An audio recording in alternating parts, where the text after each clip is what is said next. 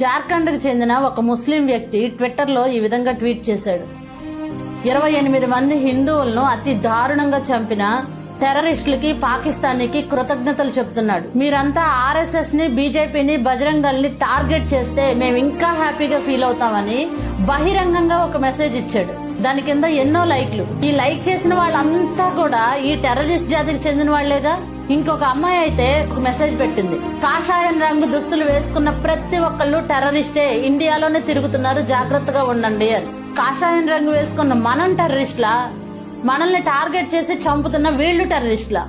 ఈ రోజు కాషాయం రంగు కట్టుకున్న వాళ్ళనే టెర్రరిస్టులు అన్నారు, రేపటి నుంచి జై శ్రీరామ్ అన్న ప్రతి ఒక్కరిని కూడా టెర్రరిస్టే అంటారు. మనం అందరం ఒక యూనిటీగా లేకపోతే మనల్ని బ్రతకనివ్వరు.